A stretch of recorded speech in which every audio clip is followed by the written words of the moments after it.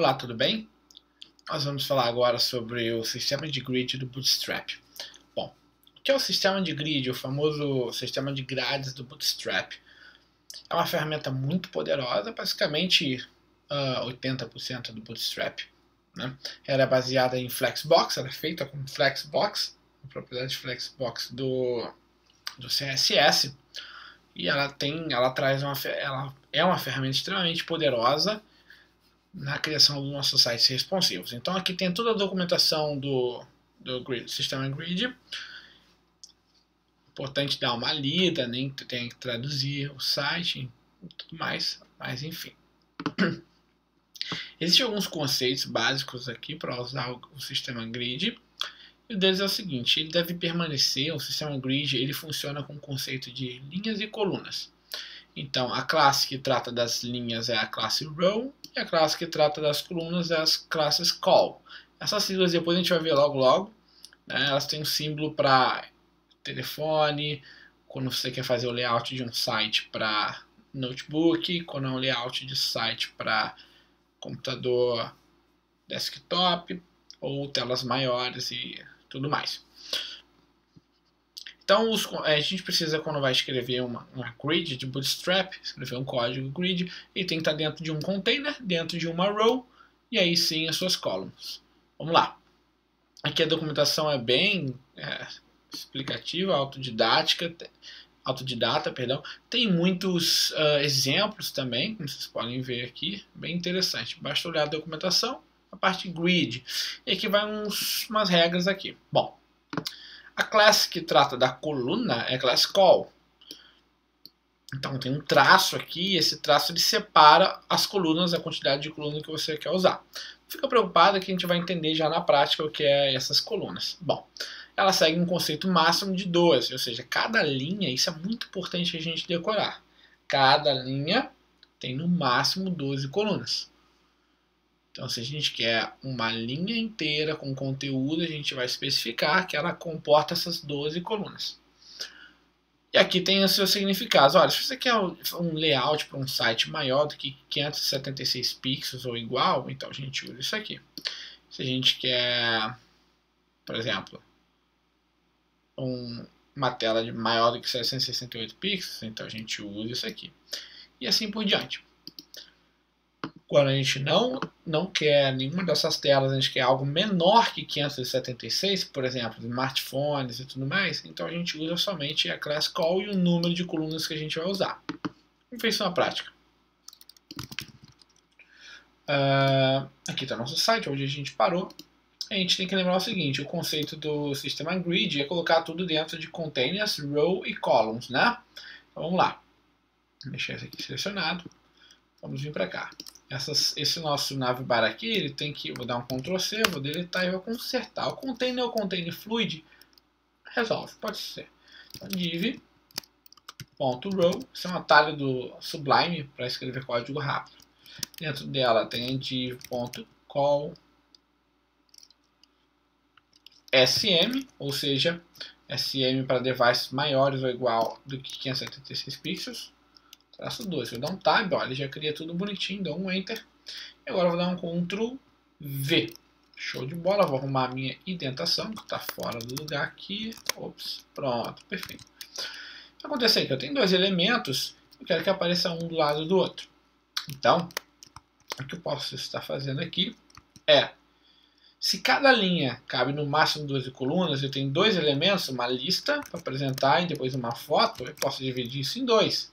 Então, 12 dividido por 2, 6. Então, eu pego, na verdade, essa call SM e digo que ela comporta 6 e fecho ela aqui. Ó.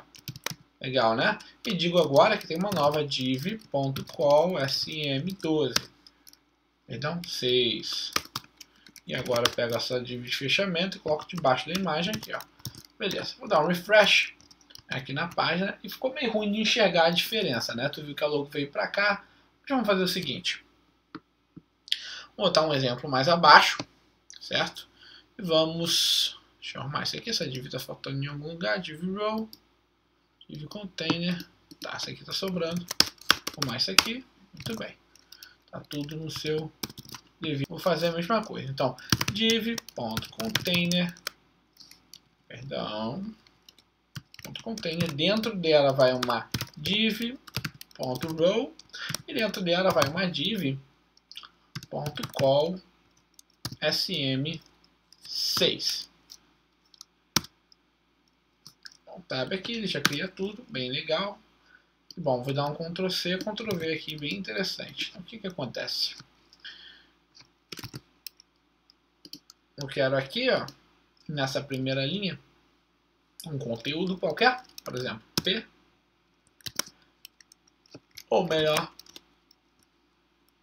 um H1, letra A, e aqui dentro, ó, um H2, um H1 também, vamos lá, um H1, letra B.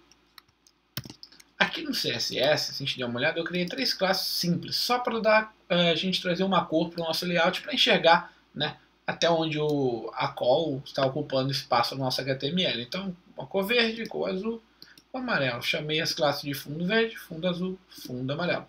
Então aqui a gente vai botar uma cor para a gente enxergar. Fundo amarelo e aqui fundo azul. Legal. Então olha o que está acontecendo. Bacana. Ela pega, cria uma margem, as columns elas continuam existindo e tendo tamanhos diferentes dependendo do tamanho de tela, até o ponto de não ter margem, ó, quando é small, né, quando é device, celular. Mas interessante é perceber o seguinte, eu não disse que cada linha, conforme a documentação, tem no máximo 12 colunas, então isso se prova aqui. Perceba que eu tenho 6 colunas aqui e 6 aqui, totalizando nessa row, pi, um somatório de 12. Então ele permanece na mesma linha. Perceba que se eu colocar uma coluna a mais, no meu somatório aqui, 6 mais 7, vai dar 13. Então, vai quebrar a regra do Bootstrap de ter no máximo 12 colunas e ele vai acabar avançando, pulando para trás. Legal, né? Então, olha que interessante. O Bootstrap ele não dá a oportunidade de a gente criar um código só e comportar esse código de formas diferentes no layout do nosso site. Então, por exemplo, esse conteúdo que está A e B na mesma linha, quando chega no celular, por padrão, ele pula para a segunda linha, né? Vamos supor que a gente quer algo diferente. Vamos fazer um teste aqui que a gente quer. Na verdade, quando for celular, ele também continue na mesma linha. Então, eu vou colocar aqui 6. Vou definir aqui o padrão que ele se mantenha como SM. Então, ou seja, quando ele for pequeno, porque não tem nenhuma sigla aqui no meio igual tem aqui, ó. Porque a documentação diz que para celular a gente não tem sigla. Então, voltando aqui, dando um refresh, tudo continua igual, mas antes, quando eu virava mobile, por padrão, o B ele vinha aqui para baixo, né? Agora que eu defini, ele continua em cima, certo? Então, se eu quiser que, por exemplo, também o B ocupe bem menos espaço do que o A quando for celular, basta eu dizer, ó, o celular, quando estiver na tela do celular, o componente ali H1A, ele vai ter um espaço P maior do que o B. Então, vou dar um refresh aqui. Para tela de notebook e tudo mais, ele mantém dividido. Quando é a tela de celular, a letra A ocupa 10 espaços, a letra B somente 2. Vou dar um refresh e perceba isso na prática. Veja bem, pronto. Legal, né? Então, você pode fazer muita coisa legal, basta a tua imaginação, né? Para definir como é que vai ficar os componentes, né? Todo o layout do seu site. Então, essa é uma ferramenta muito poderosa, exige uma boa prática para fácil manipulação, mas depois que a gente pega, que a gente aprende, é bem tranquilo, não tem mistério nenhum.